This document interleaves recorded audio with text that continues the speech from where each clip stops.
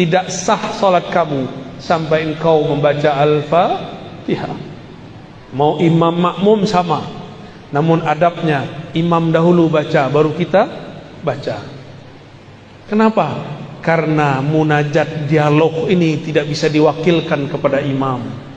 Meskipun ahli fikih bilang bahwa kalau imam baca cukup bagi makmum, betul, itu jaminan. Tapi jika dia seorang hamba, dia harus berdialog dengan Rabbnya.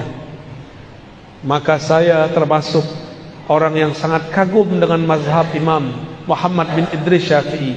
Beliau berdasarkan hadis ini mengatakan, mau imam mau makmum wajib baca Al-Fatihah, karena dialog munajat hamba tidak dapat diwakilkan kepada seorang sahaja. Kalau dalil dibalas dalil, hujah dibalas hujah, kalam dibalas kalam, kalau tinju dibalas tinju. Jangan coba-coba sakiti ulama ahlu sunnah. Satu gores nyakitin ulama, kami turun semuanya. Assalamualaikum warahmatullahi wabarakatuh. Waalaikumsalam warahmatullahi wabarakatuh. Alhamdulillah rabbil alamin, bihayatihi ahyana wa bini'matihi an'amana wa birahmatihi ja'alana mimman aqama as-salah. Asyhadu an la ilaha illallah wa asyhadu anna Muhammadan abduhu wa rasuluh. Allahumma salli wa sallim wa barik ala sayyidina Muhammad Allahumma salli wa barik alaihi wa ala alihi wal bahdi khalifatihi wa sallim. Amma ba'du. Allahumma bika asbahna wa bika amsayna wa bika nahya wa bika namut wa ilayka an-nushur. Bismillahilladzi la yadurru ma'a ismihi shay'un fil ardi wa la fis samaa'i wa huwas samii'ul 'aliim.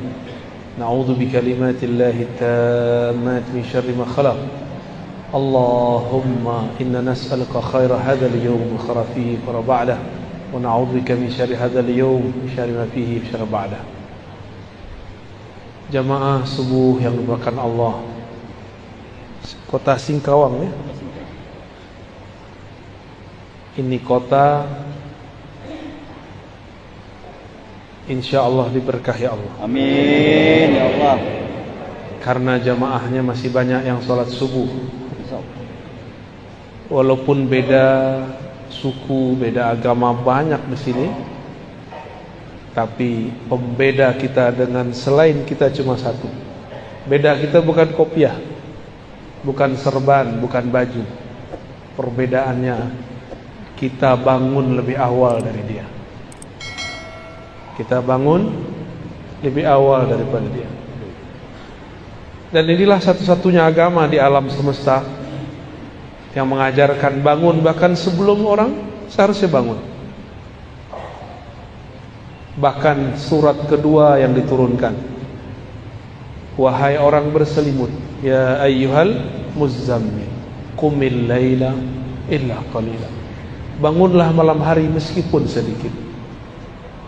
Kalau oleh kata dokter kurang tidur kurang sehat badan, tapi kalau ahli rohani, jika mengurangi tidur dengan cara yang tepat, latihan yang tepat, lalu mengisinya dengan nama-nama Allah, ma'rifatullah, maka justru rohaninya tambah kuat, badannya memiliki kekuatan berlipat-lipat.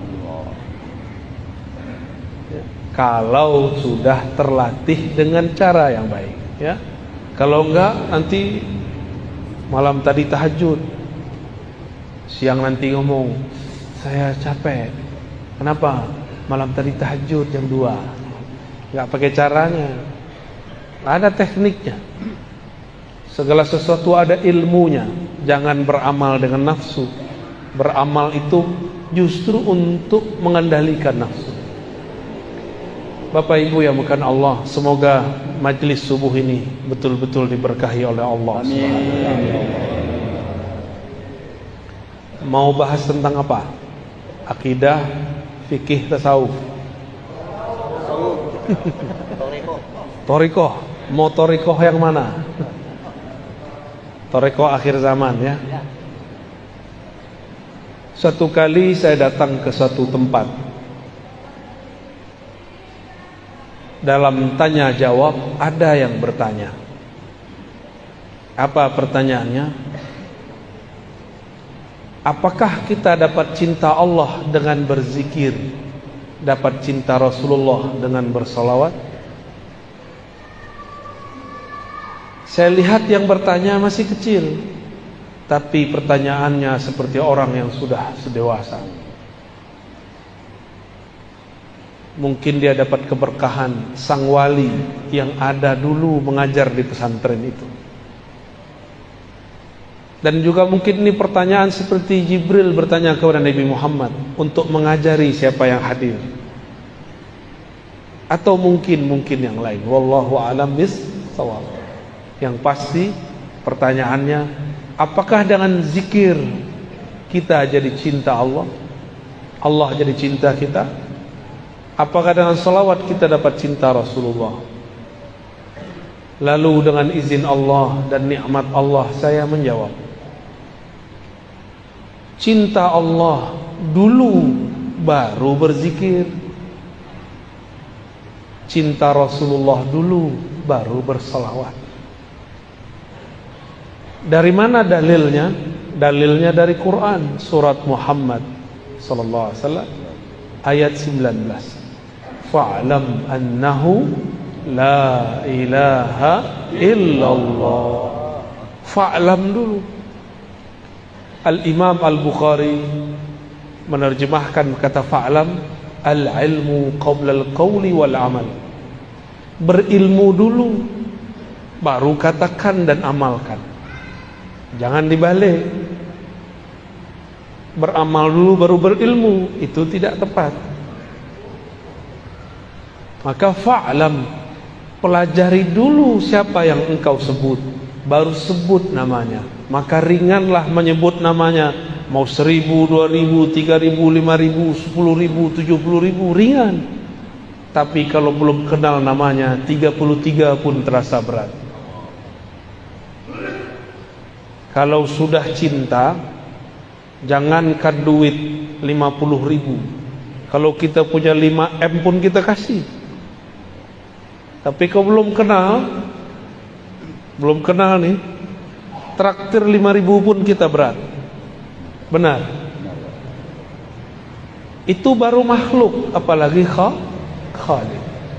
Kalau belum kenal, ada orang telepon kita, "Bang, jemput aku bang." Malam hari, kita nggak kenal. Apa kita jawab? Siapa kau? Tapi kalau sudah kenal suaranya, "Ada apa Adinda?" Maka kita jemput dia kalau kita sudah kenal. Karena kenal pasti cinta. Udah cinta baru berkata-kata dan beramal. Itulah makna daripada surat Muhammad ayat 19.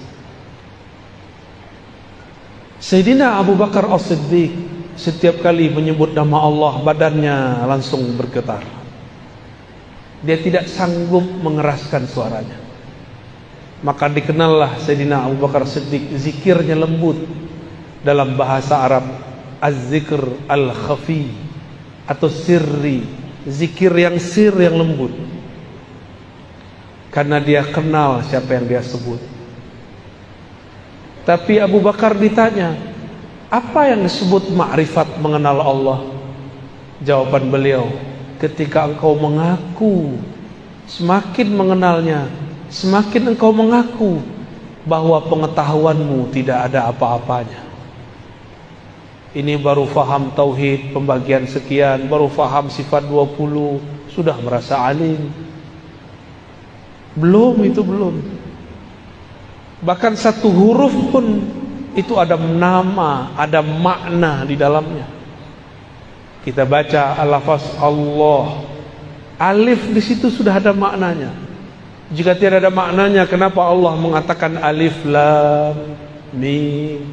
Karena satu alif ada makna. Itulah perbedaan kitab suci ini dengan kitab suci yang lain.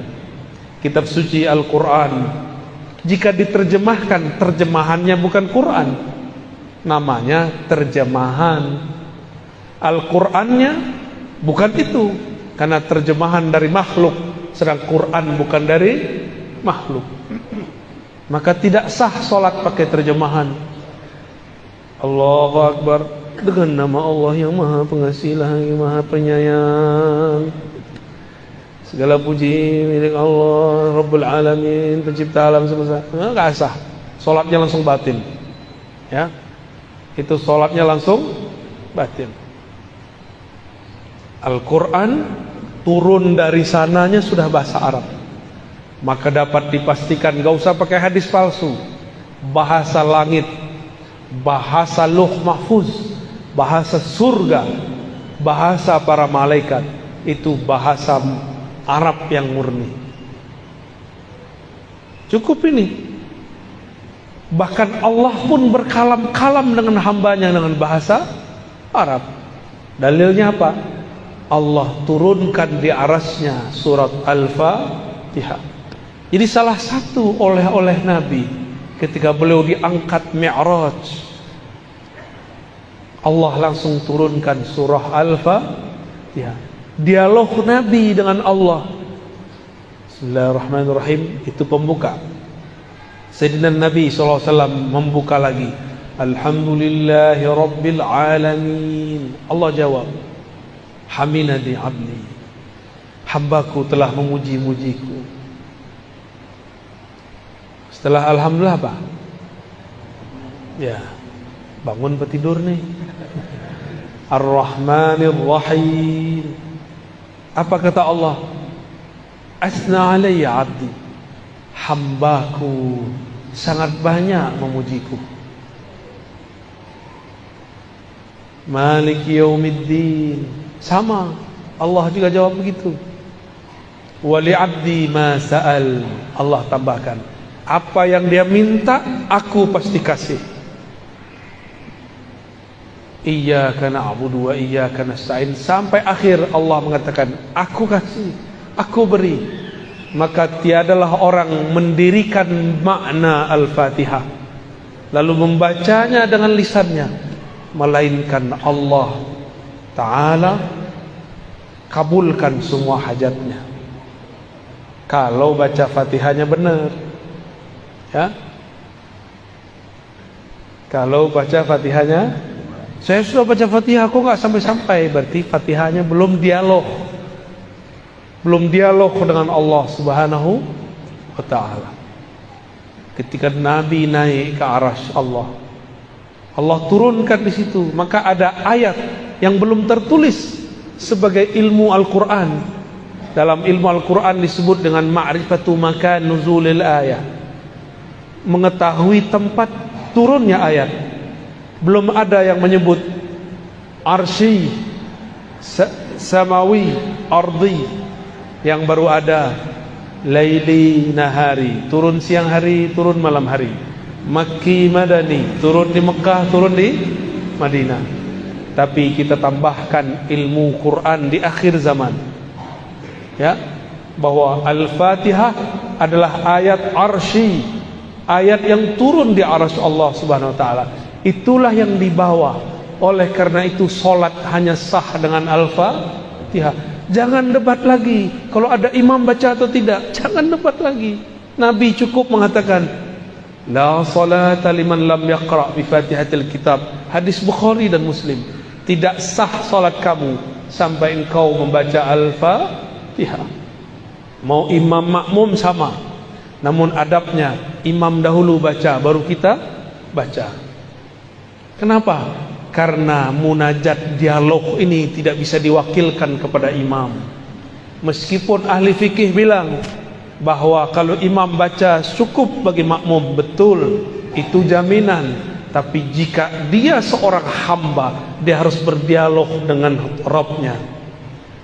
Maka saya termasuk orang yang sangat kagum dengan mazhab Imam Muhammad bin Idris Syafi'i. Beliau berdasarkan hadis ini mengatakan mau imam mau makmum wajib baca Al-Fatihah, karena dialog munajat hamba tidak dapat diwakilkan kepada seorang sahaja.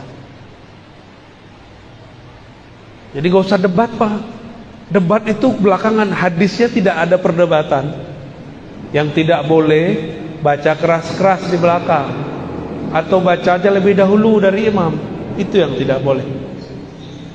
Jadi dialog di arah sana bukan dengan tasyahud yang kita baca at-tahiyatulillah.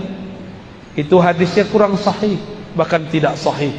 Yang sahih adalah dialog arsyah, ayat arsyah, surat Al-Fatihah. Oleh karena itu membaca ayat-ayat yang ada di Al-Fatihah, 7 ayatnya wajib secara mutlak. Membuat salat menjadi sah atau salat menjadi tidak sah. Guru-guru kami yang ahli ma'rifat mengkalamkan kepada kami, apakah salawat Allah kepada hambanya? Maka beliau mengatakan, salawatullah ala abdihi suratul Fatihah.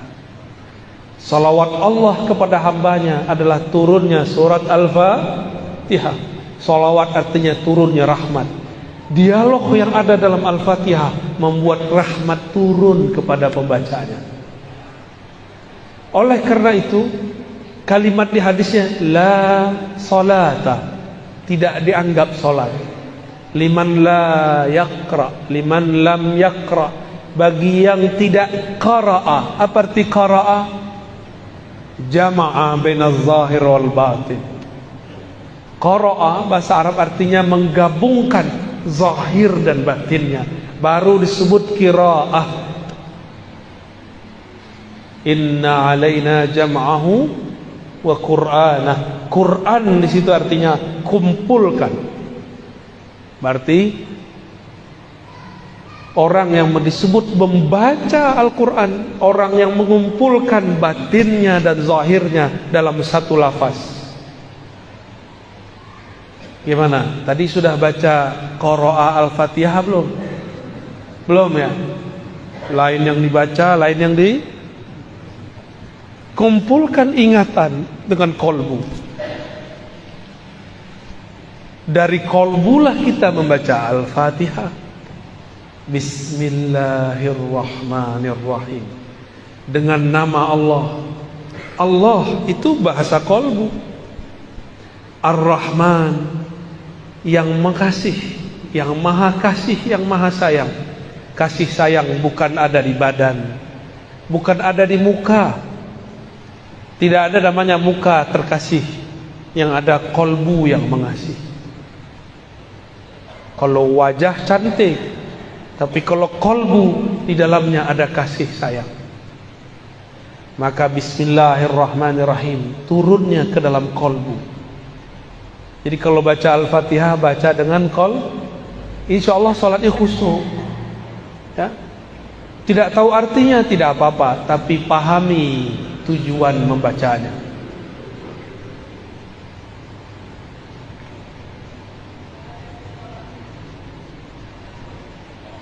Lalu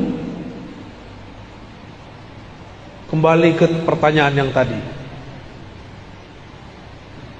Saya menjawab dengan apa tadi? Sebelum engkau zikir, cintalah kepada Allah. Sebelum engkau sholawat, cintalah kepada Rasulullah. Nah, tadi itu zikir, sekarang Rasul sallallahu alaihi wasallam. Jika benar kita rindu Rasulullah sallallahu alaihi wasallam, pasti disebut namanya mata berlinang. Jika disebut namanya dada kita bergetar. Jika benar cinta kepada baginda Rasul sallallahu alaihi wasallam. Karena setiap kekasih pasti rindu kepada kekasihnya. Tapi menjeritlah kepada Allah, ya Allah, betapa kerasnya hatiku disebut nama kekasihku, kekasih engkau, kekasih alam semesta, Habibullah, Habibur Rahman, tapi hati kami tidak juga bergetar. Maka istighfar kita bukan istighfar dari dosa fisik semata. Kita pun istighfar, ya Allah, ternyata hatiku, jiwaku, ruhku tidak kenal kepada Bapak ruhku, baginda Rasul sallallahu alaihi wasallam. Apa yang mesti kita kenali dari Rasulullah sallallahu alaihi wasallam? Beliau mengatakan, ana Muhammad, aku nama jasadku Muhammad. Ana Ahmad, aku ruhku bernama Ahmad. Ana Aqib, aku tugas kerasulanku, kenabianku Aqib, penutup semua rasul dan nabi. Ana Mahi, aku pembawa syariat risalah, menghapus semua risalah terdahulu. Beliau menyebutkan hanya beberapa sifatnya, beberapa namanya. Maka sebanyak apa kita kenal namanya, sebanyak itulah kita kenal baginda Rasul sallallahu alaihi wasallam. Tapi dari semua nama itu, yang paling inti adalah Muhammad Habibullah, Ahmad Ruhullah. Nabi Muhammad itu Habibullah, ruhnya adalah hembusan dari Allah. Dari hembusan itulah ruh kita ada. Itulah makna ayat, setelah aku ciptakan tubuh, nafakhtu fihi min ruhi, aku tiupkan ke dalam tubuh itu rohku, Ruhullah Ahmad. Maka sumber ruh yang ada dalam diri ini bersumber dari ruh Ahmad. Maka kita ini adalah pecahan daripada ruh Ahmad. Kalau ruh ini bersumber dari Ahmad, tubuh ini bersumber dari ibu, maka kita sebut ibu kita ibu karena badan ini keluar dari badannya. Ruh kita keluar dari ruh Ahmad. Maka ulama kita ahli ma'rifat memberi istilah Ahmad Ummul Arwah, Ahmad Ummur Ruh. Ahmad adalah ibunya sekalian ruh. Jadi kalau berselawat katakan, Assalamualaikum ya Sayyidana Ahmad, ya Ummar Ruhina, ya Umma Arwahina. Salam atas engkau wahai Sayyidina Ahmad, dari engkaulah ruh kami bersumber, engkaulah induk daripada ruh kami. Assalamualaikum ya Rasulullah, ya Abal Arwah. Salam atas engkau wahai ayahanda ruhaniku, terimalah aku menjadi anakmu. Kita ini anak-anak Rasulullah sallallahu alaihi wasallam. Inilah rahasianya. Kenapa Rasul sallallahu alaihi wasallam ketika dilempar oleh orang Taif tidak balas dengan doa kualan. Beda dengan Nabi Nuh, beda dengan nabi-nabi terdahulu. Mereka lah mengatakan, ya Allah hancurkan saja umatku. Tapi lain dengan Rasulullah, beliau memandang semuanya anak-anakku, semuanya anak ruhku. Mungkinkah ayah rohani, ibu rohani mendoakan kehancuran bagi anak-anaknya? Tidak mungkin. Itu mungkin ayah ibu lagi lupa diri. Rasulullah tidak pernah lupa. Jadi bapak ini saya lihat ada beberapa yang suka marah ke anaknya ini. Terlihat dari raut keningnya ya.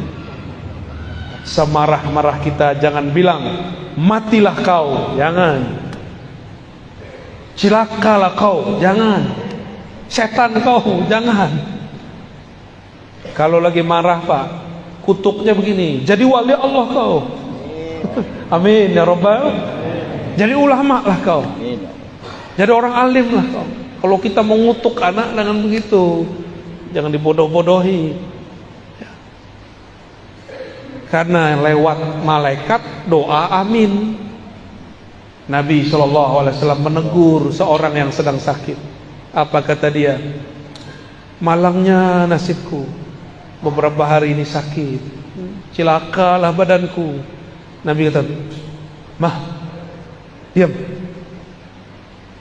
jangan katakan yang buruk-buruk. Fa innal malaikata yu'minuna ala ma taqulun. Jangan berbicara yang buruk-buruk, karena malaikat mengaminkan yang kalian katakan.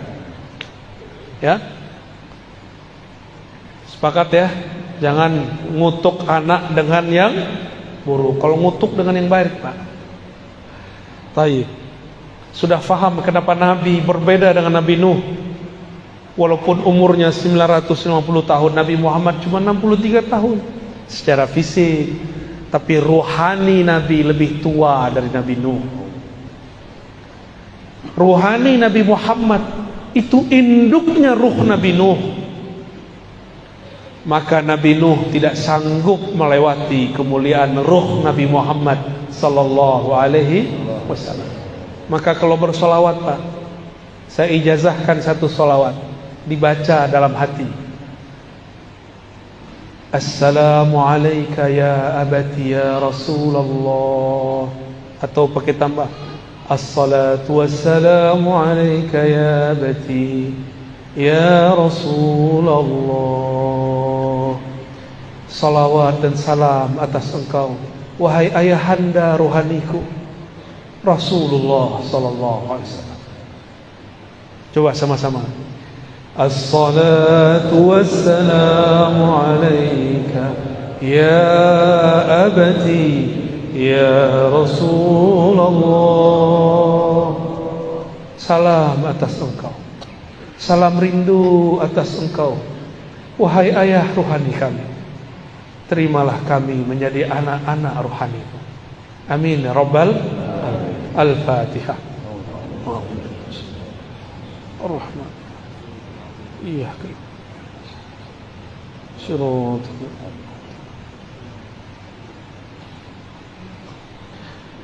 Saya nggak sanggup lagi meneruskan, Pak.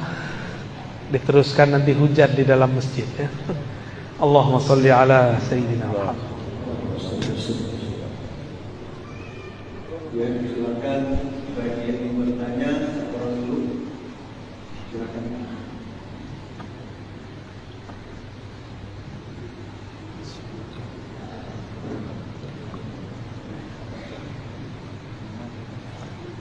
Assalamualaikum warahmatullahi wabarakatuh. Waalaikumsalam warahmatullahi wabarakatuh.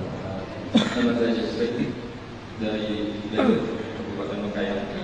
Kemarin ke kampus, sekarang di Singkawang, di Pak Santri. Jadi beliau kami di sini minta ijazah tamkin. Yang kedua, pertanyaan yang mau saya tanyakan, apakah Buya pernah bermimpi bertemu Rasulullah? Andai pun nanti Buya bermimpi, sampaikan salam. Terima kasih.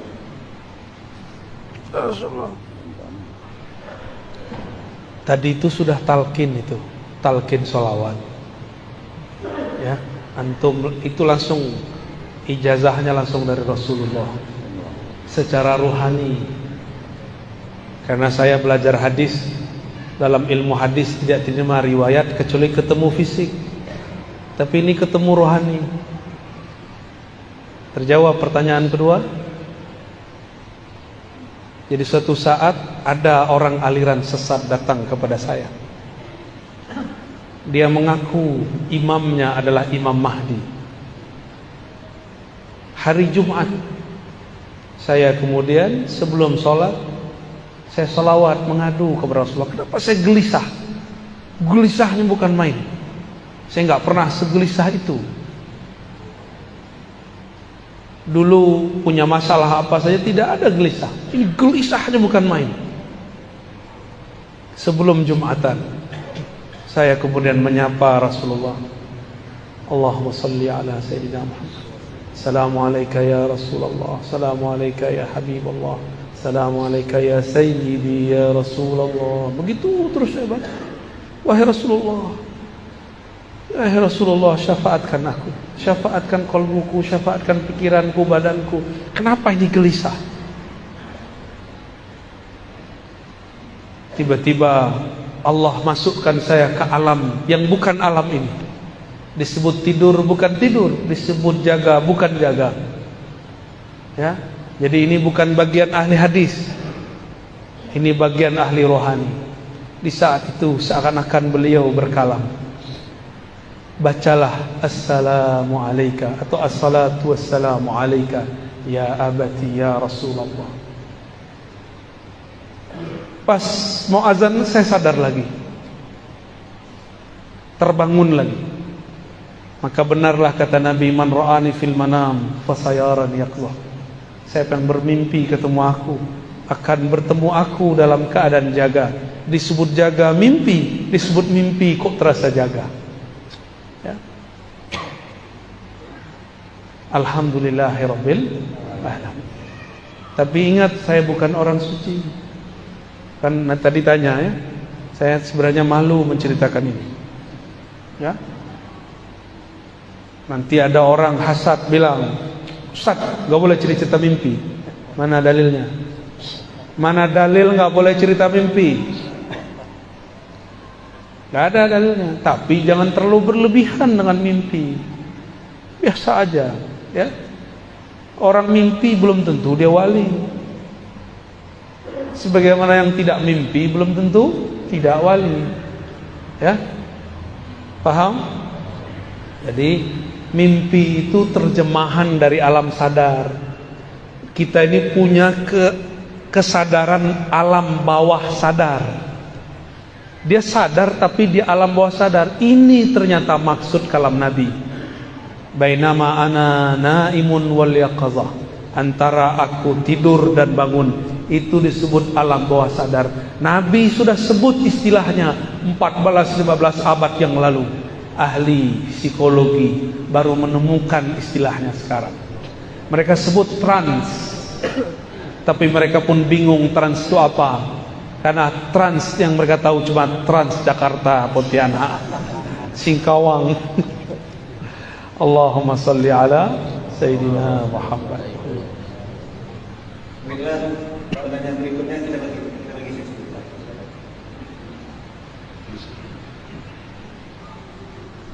Assalamualaikum warahmatullahi wabarakatuh. Assalamualaikum. Perkenalkan, nama saya Abdul Razak. Ya, mohon maaf ini bertanya sama Buya.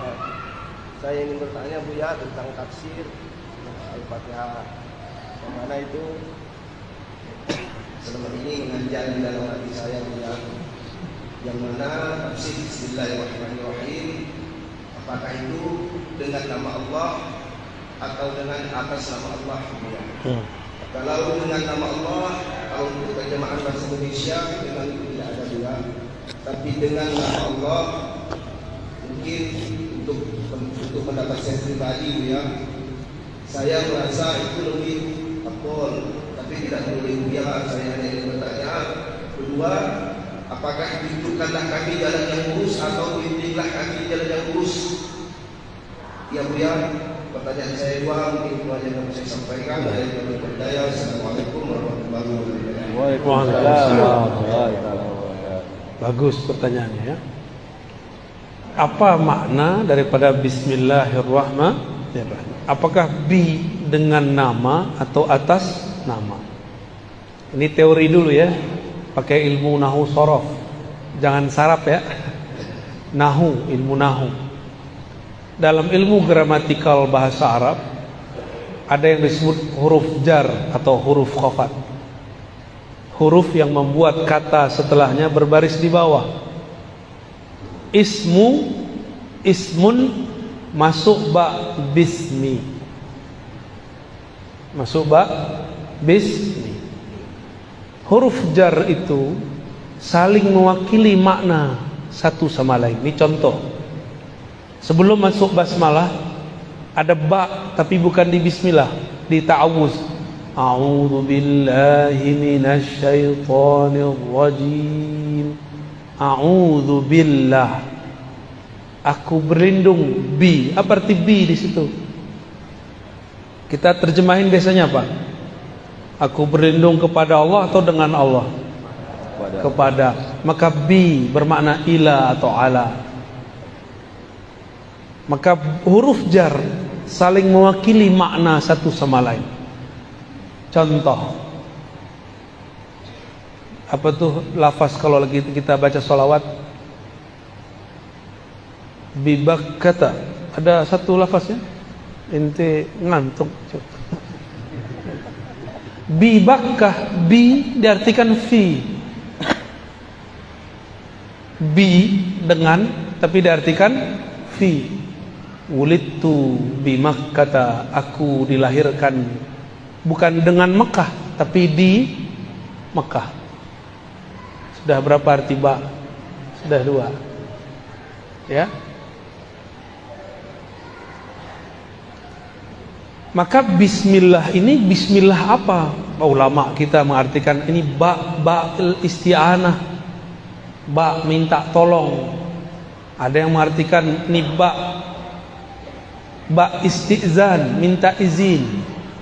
Ada macam-macam ba. Ada yang mengartikan fi, dalam nama Allah, dengan nama Allah.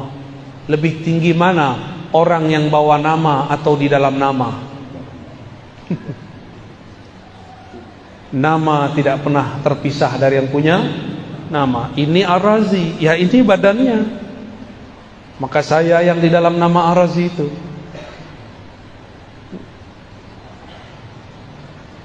Namun kita ini bukan Allah. Maka tidak boleh mengatakan dengan atau di dalam nama Allah, aku di dalam Allah, Allah di dalam aku. Itu ajaran sesat. Berarti dia mengatakan dirinya bersatu dengan Allah. Itu pun tidak boleh. Akidah Ahlus Sunnah melarang itu. Itu akidah orang-orang sesat. Kita bertasawuf, kaedahnya harus akidah Ahlus Sunnah wal Jamaah.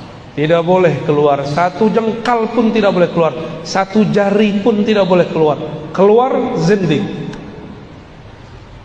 Keluar zindik. Maka rasakan saja apa makna yang tumbuh dari kata ba. Bismillah, dengan nama, atas nama, kepada nama. Atau boleh dalam rahasia nama, boleh. Saya kalau bawa surat dari Pak Wakil Bupati, Wakil Wali Kota, atau Gubernur, atau Presiden, atau pimpinan, saya datang ke instansi, bawa stempel, diterima atau tidak? Pasti diterima. Kenapa? Ada stempelnya dengan atau atas nama pemimpin.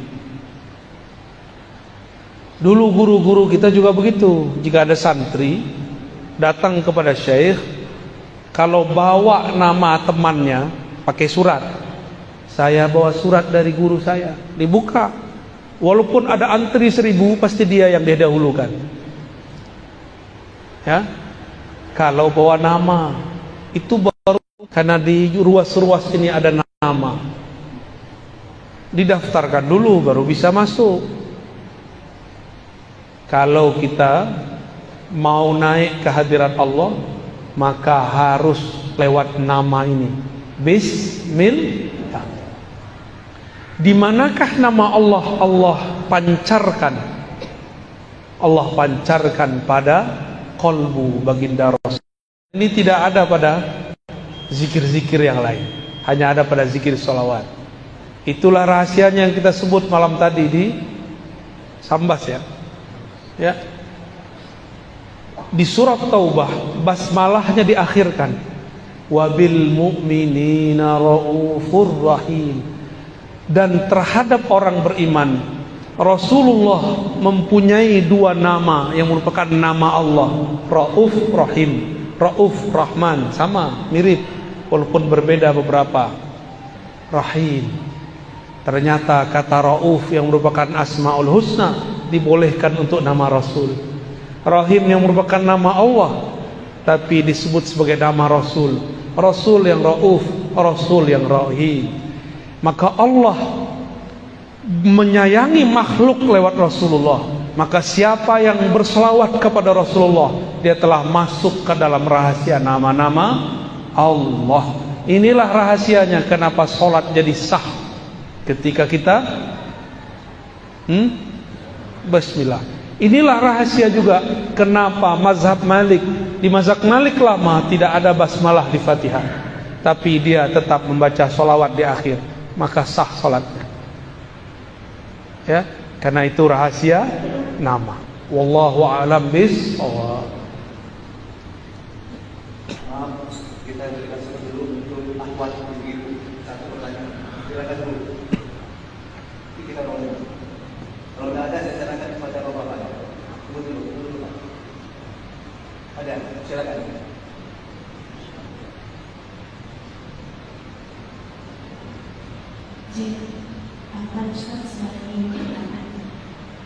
Apakah jika kita beramal tanpa mengharapkan apapun dari orang lain sudah termasuk beramal ikhlas karena Allah Subhanahu wa taala? Baik, sekian, terima kasih. Baik. Iya. Beramal tidak berharap apapun. Ini bagian dari bab al-ikhlas. Tidak berharap ke orang, tapi masih berharap kepada Allah. Maka ikhlas pun bertahap. Ada ikhlas awam, ikhlas ummal, ikhlasnya pekerja. Kalau pekerja bertambah lembur, bertambah tunjangan, semangat. Ya. Tapi saya beberapa hari ini selalu ditemani oleh orang-orang yang tidak digaji. Mereka pengen khidmah. Mereka tidak cari lemburan di dunia. Mereka ini lembur-lembur akhirat. Ingin dapat bonus di sisi Allah. Apa bonusnya? Ridha Allah. Kalau surga terlalu biasa diminta. Tapi kalau minta ridha Allah, yang punya surga pun kita dapat temui. Maka ikhlas pertama, ikhlas minta pahala. Beramal karena ingin dapat pahala. Kalau tidak ada pahala, dia tidak beramal. Kalau tidak ada, ustadz mengatakan 1 sedekah dilipat ganda jadi 10. Kalau ustadz tidak bilang begitu, dia tidak beramal. Jika tidak ada ustadz mengatakan sholat duha memudahkan rezeki, maka dia tidak sholat duha. Jika tidak ada kiai mengatakan sholawatlah engkau rezekimu datang sendiri, dia tidak sholawat. Dia sholawat bukan karena cinta Rasul, tapi karena cinta fulus. Maka yang menjadi murid saya haram sholawat karena fulus. Yang istifadah mengambil ilmu daripada kajian-kajian kami, tidak pantas lagi mengatakan itu. Malu kepada Rasulullah SAW. Kalau salawat karena Rasulullah pantas disalawati. Jika zikir karena Allah pantas diingat, bukan karena pengen dapat pahala lagi. Belajar-belajar jadi ahli ma'rifat. Ahli ma'rifat beramal bukan karena pahala. Kita punya kawan, ada kenalan, beda. Kalau kenalan mendekat karena pengen sesuatu, karena yang ini politisi, pejabat, dia mendekat supaya proposalnya diterima. Kalau lagi butuh, dia telepon, dia kunjungi, dia puji, dia traktir. Kalau lagi gak perlu, dia tinggalkan. Beda dengan kawan, kawan sejati, teman sejati.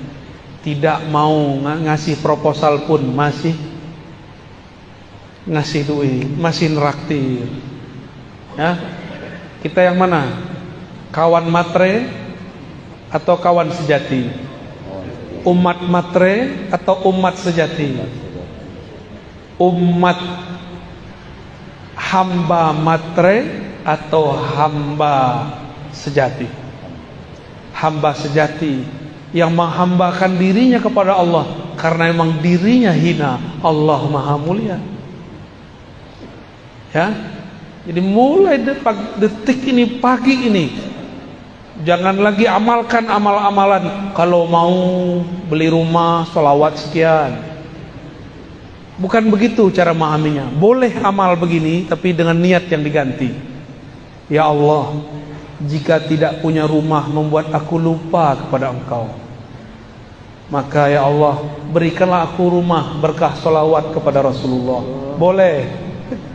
Ya, sehingga jika aku punya rumah, ya Allah aku tambah banyak berselawat kepada Rasulullah. Itu Allah kabulkan langsung tuh kalau antum benar.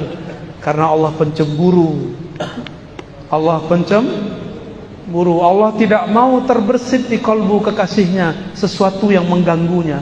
Ya Allah, jika ini menggangguku, wujudkanlah dia dan jangan menjadikan dia penghalang antara aku dan engkau. Allah wujudkan dalam waktu yang dia mau dan tentukan, bukan di waktu yang kita mau dan tentukan. fi waqtil ladzi yurid la fi waqtil ladzi turid. Maka ikhlas tertinggi, ikhlas al-arifin, ikhlas orang-orang yang arif, yang kenal Allah, yang dia selawat karena dia mengenal Rasulullah dan ingin menjadi umat sejatinya Rasulullah. Kalau enggak jadi umat sejatinya fulus. Dan orang-orang yang berwirid karena pengen menarik rezeki, dia akan lelah setiap hari. Karena nunggu-nunggu, saya sudah zikir, kenapa tidak ada rezeki yang ketarik? Ya, yang paling lucu datang ke seorang ustadz plus dukun, uskun. Kata si ustadz, baca ini rezekimu lancar. Tapi ustadznya rezekinya mandek. Datang ke ahli zikir, ngasih sholawat supaya engkau punya mobil. Dia nggak punya mobil. Main-main namanya itu ya. Itu membuat kita syak. Jangan. Sekarang salawat hanya untuk Rasulullah sallallahu alaihi, zikir hanya untuk ridha Allah subhanahu wa ta'ala. Jadi silakan saudariku dinaikkan ikhlasnya. Tadi ikhlasnya sudah bagus, tidak berharap ke makhluk. Sekarang berharap kepada Khalik. Apa yang diharapkan bukan hal-hal yang fisik, tapi hal-hal yang bersifat rohani. Rohani intinya rahmatullah, kasih sayang Allah. Kalau sudah kasih, berapapun kita beri. Ya, Allahu a'lam bis-shawab.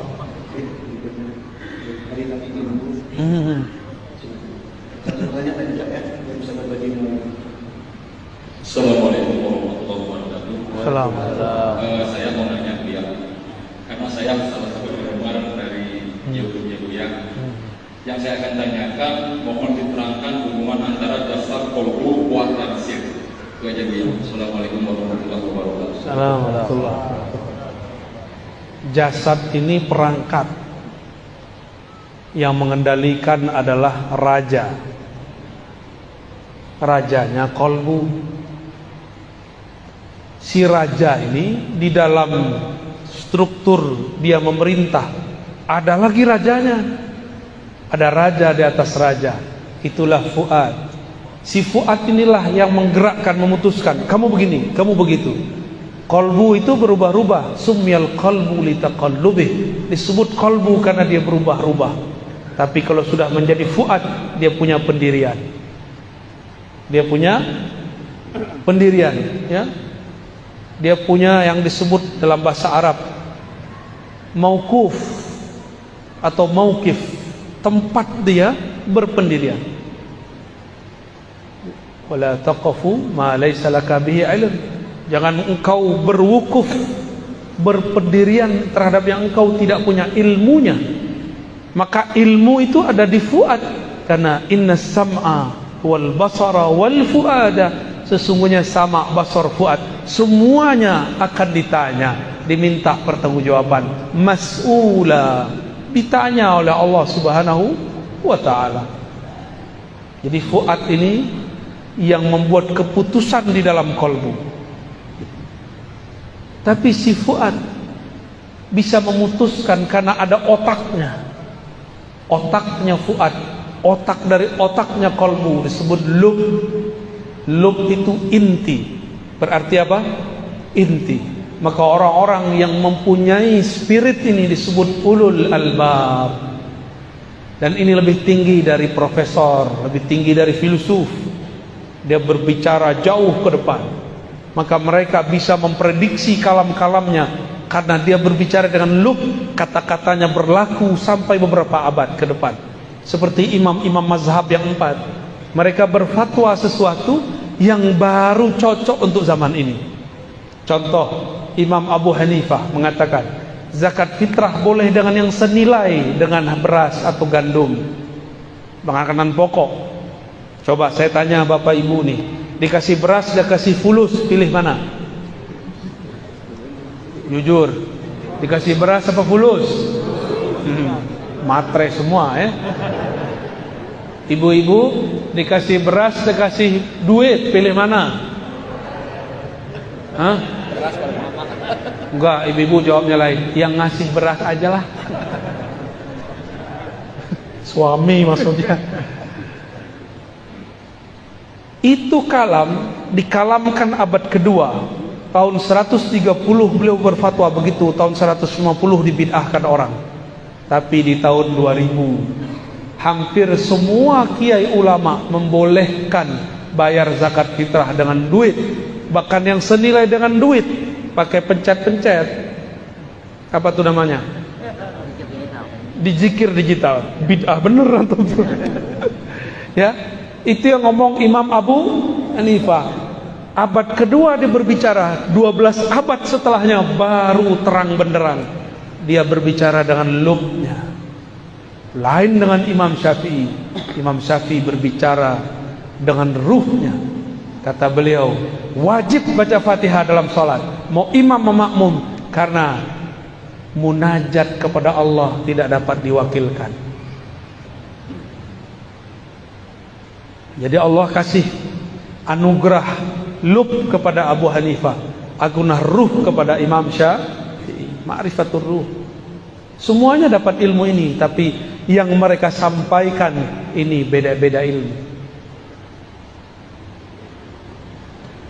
Sudah gitu ya, terjawab. Alhamdulillah.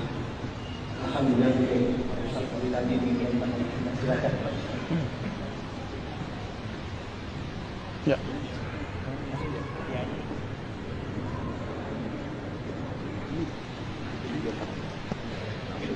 Kiri bang.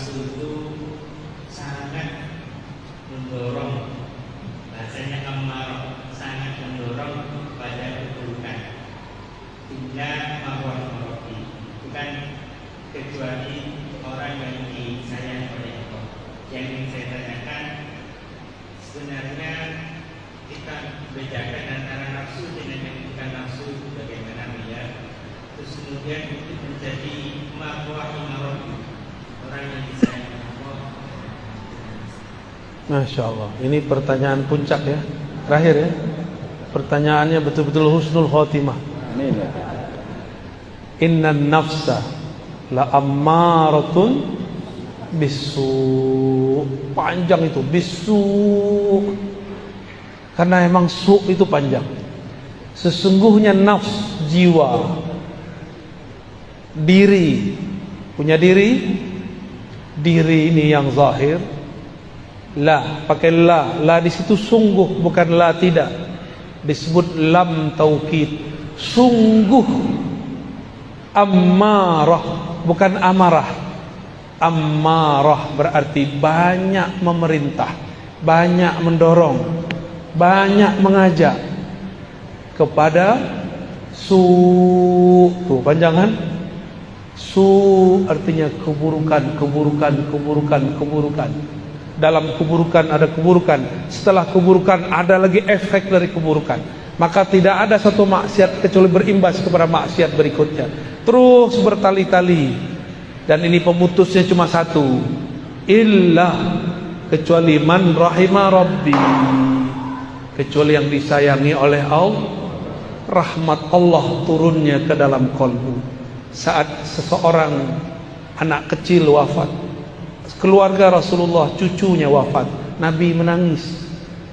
Sahabat bertanya, jadi sahabat ini dulu kaku-kaku awalnya, Nabi lah yang melembutkan kalbu mereka. Kata sahabat ini, ya Rasulullah, apa-apa ini, kenapa engkau nangis? Ini namanya niyahah. Apa itu niyahah? Meratap. Lalu Nabi mengatakan, lah bukan, ini rahmatun. Itu rahmat kasih sayang.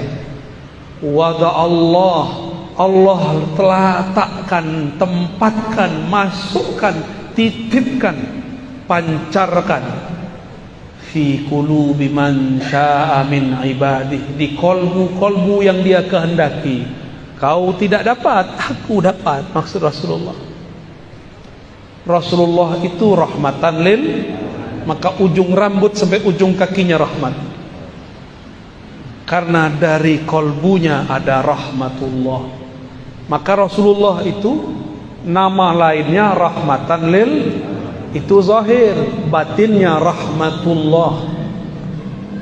Zahirnya rahmatan lil, batinnya rahmatullah. Jadi rahmat Allah itu nama Nabi. Allah berkalam ke surga, wahai surga, biki arhamu ibadi, dengan engkau aku menyayangi makhluk-makhlukku. Dan surga hanya dibuka dengan jari-jari Rasulullah, fingerprintnya Rasulullah. Nabi taruh tangannya, terbukalah 8 pintu surga, terbukalah semuanya. Jadi bapak ibu ini beramal mau 1000 kali lipat, 1.000.000 kali lipat, tapi kalau tidak sholawat tidak dibuka. Gak syahadat kepada Rasul gak dibuka. Karena surga hakiki ada di kolbu Rasulullah. Baiti jan, bait di situ bukan rumah fisik, bait itu kolbu. Baiti jannati, kolbuku itulah surgaku. Maka kalau ingin mensurgakan rumah, bukan dengan mengarab-arabkan isi rumah. Welcome diganti ahlan bikum, ahlan wa sahlan, marhaban. Itu bahasa Arab. Taruh bahasa Arab itu di kolbu, taruh maknanya di dalam kolbu. Maka di kolbumu ada rahmatullah. Hanya orang-orang yang di kolbunya ada cinta kepada Allah dan Rasulullah, ada nur rahmah, maka pasti dia sayang hatta kepada musuh-musuhnya. Ya? Kita hadir pagi ini karena rahmatnya Rasulullah SAW. Maka kita boleh mengatakan laulaka ya sayyidi, ya abati ya Rasulullah, ma arafna Allah. Kalau bukan karena engkau wahai ayahanda ruhani kami, wahai ayah ruh kami, kami tidak akan kenal siapa yang kami sembah. Jazallahu anka ya sayyidana ya Rasulullah. Semoga Allah membalasimu, mengangkat derajatmu, meletakkan engkau pada maqam mahmud, maqam yang mana dengan maqam itu engkau memberi syafaat kami. Amin ya rabbal alamin. Jadi bagaimana cara supaya rahmah? Kenali rahmahnya Rasulullah. Maka jika ada kelompok mengatakan ikut Nabi, ikut sunnah Nabi, tapi tambah keras, mungkin dia belum mengenal sang Nabi, dia baru mengenal hadis Nabi. Allahumma salli ala sayyidina. Perlu benci? Tidak perlu benci. Kita sayang mereka, ajak dia ngopi. Karena dalil nomor surat, nomor ayat dapat dikalahkan dengan akhlak yang mulia. Maka saya minta maaf kepada kawan-kawan yang saya kritik. Saya tidak benci kepada antum.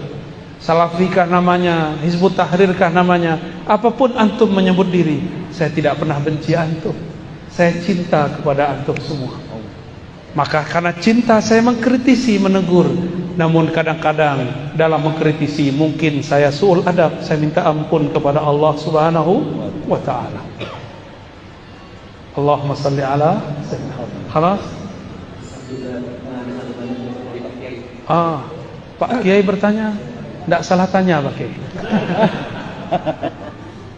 Assalamualaikum warahmatullahi wabarakatuh. Waalaikumsalam.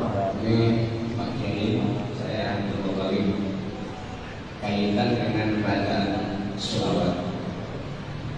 Ketika saya membaca sholawat, Allahumma sholli ala sayyidina wa habibina wa syafi'ina wa tuslina wa maulana Muhammad. Lalu ada yang mengatakan bahwa itu tidak sesuai dengan sunnah. Berlebihan mengucapkan sayyidina habibina. Yang betul adalah Allahumma sholli ala Muhammad. Jadi bagaimana dengan selawat Jibril dulu, Dunia, selawat badar, andaikan membaca kafirina kami itu dikatakan demikian. Assalamualaikum warahmatullahi wabarakatuh. mohon berlapang dada kepada orang yang tidak kenal kepada kekasih. Dia nggak kenal kekasihnya, yang dia tahu namanya cuma Mehmet. Itu kata orang Turki itu, Muhammad itu Mehmet. Muhammad sallallahu alaihi wasallam. Dia cuma tahu Muhammad. Dia tidak tahu kalau baginda Nabi punya nama Habibullah. Ya, punya nama As-Sayyid.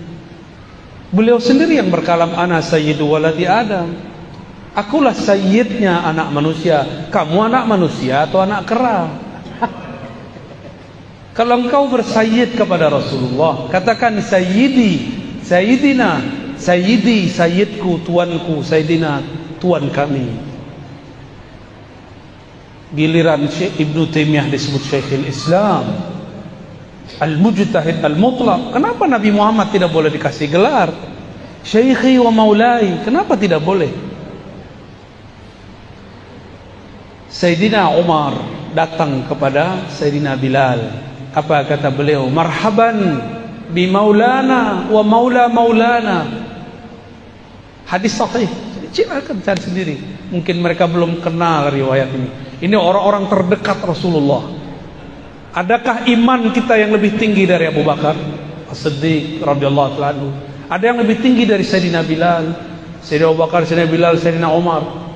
Sayyidina Umar ketemu Sayyidina Bilal yang hitam legam. Kalau berbicara cuma giginya yang terlihat. Maka dicandai oleh sahabat Abu Darda. Ya Aswad, oi kerling, oi tam. Bilal enggak terima. Saya hitam, tapi jangan panggil saya hitam. Ngadu kepada Rasulullah karena beliau ayahanda ruhani mereka. Rasulullah sidang Abu Darda.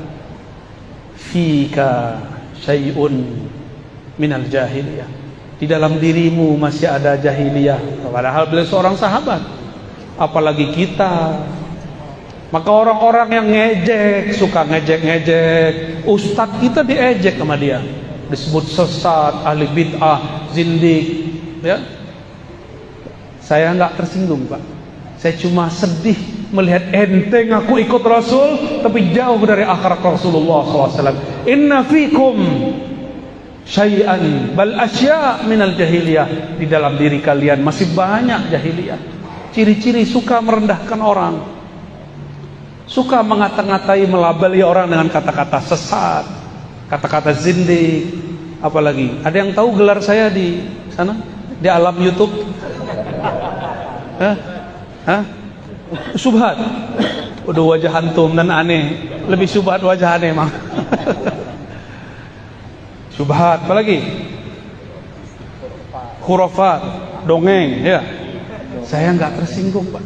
Saya cuma malu. Orang kok ngaku ikut sunnah Nabi, manhaj Rasul, manhaj salaf, tapi kok akhlaknya jauh dari salafus saleh. Enggak ada salaf begitu. Salafnya salaf sahabat Nabi. Ketika ada seorang sahabat cuma mengolok-olok, belum menghina, ini menghina. Sahabat cuma mengolok-olok. Datanglah Sayyidina Umar. Sayyidina Umar mengatakan, anta maulana, engkau tuan kami, sayyid kami. Wa maula maulana, dan tuan yang dimerdekakan oleh tuan kami. Dulu ternyata Bilal itu budak, dimerdekakan oleh Abu Bakar As-Siddiq. Abu Bakar dipanggil oleh Sayyidina Umar maulana. Maka maulana ini bisa kepada Allah, bisa kepada Rasul, bisa kepada guru. Ya. Gimana? Ada semua. Datang Sa'ad bin Mu'az, hadis sahih Bukhari. Hadis sahih Al-Bukhari. Antum percaya sahih Bukhari enggak? Kalau aneh percaya tiap hari. Dulu kita 15 tahun bolak-balik. Sa'ad bin Mu'az ketika datang, dia ini seorang guru hakim qadhi di kampungnya dan sangat adil. Kata beliau, kumu li sayyidikum, berdirilah kalian, sambutlah sayyid kalian. Nabi melihat anaknya, cucunya Al-Hasan Al-Husain alaihimassalam sedang bergelut asik bermain. Lucunya Sayyidina Al-Hasan indahnya Sayyidina Al-Husain. Kata Nabi, huma syabab, huma sayyida syababil jannah. Mereka berdua ini sayyid pemuda-pemuda surga. Nanti di surga nggak ada orang sumuran antum, ada yang sumuran aneh. Nggak ada sumuran Pak Kiai. Adanya sumuran aneh Pak Kiai, 33 sampai 35. Ya, mohon maaf yang sudah agak tua ya. Seumuran Nabi Isa diangkat 33 tahun lebih kurang. Seumuran itu umur puncak orang mulai menapaki jalan spiritual rohani. Baru nanti kematangannya sampai di umur 40 secara fisik. Tapi Nabi Isa sudah 40 di umur 30-nya. Maka jangan tertipu oleh angka-angka. Angka itu cuma hitungan badan. Angka sejati adalah kedekatan engkau kepada Allah Subhanahu wa ta'ala. Jika Sayyidina Al-Hasan Husain disayyidkan Nabi, Sa'ad bin Mu'az disayyidkan Nabi, Sayyidina Bilal seorang budak azan disayyidkan Nabi, Abu Bakar disayyidkan oleh sahabat-sahabat, maka Nabi Muhammad Sayyidus Sadah, Sayyidul Habaib, Sayyiduna Sayyidul Alamin, penghulu alam semesta. Kalau dia kurang kenal, kita maklumi. Maka saya katakan Pak Kiai, wa'arid anil jahili, jangan layani orang-orang tidak mengerti. Itu bahasa halusnya. Mau bahasa kasarnya? Ini tafsir kekerasan. Wa'arid anil jahili, janganlah engkau melayani orang-orang yang jahil, bodoh, jahil murakkab. Saya ambil yang pertama aja ya. Itu sisi kegelapan saya. Demikian Bapak Ibu yang dimuliakan Allah. Semoga Allah meridhoi yang hadir. Semoga Allah menjadikan kita betul-betul hamba sejati. Semoga ruhaniyah Rasulullah menerima kita sebagai anak-anak ruhaniyah. Ala hazinniya wa likulli niyatin salihah. Salatu wassalamu alaika ya abati ya abana ya abal arwah ya sayyidana ya Rasulullah. Al-Fatihah. Ar-Rahman. Iyyaka na'budu wa iyyaka nasta'in. Shiratal ladzina an'amta 'alaihim ghairil maghdubi 'alaihim waladdallin. Amin. Ini yang dapat saya sampaikan. Enggak kuat saya doa, Pak. Ya, mohon maaf enggak kuat doa ini. Kalau doa bisa tumbang-tumbang nanti ya. Nanti Bapak yang susah nanti yang ngurus saya. Mohon maaf jika ada salah dan kurangnya. Salam cinta dari saya semua. Assalamualaikum warahmatullahi wabarakatuh.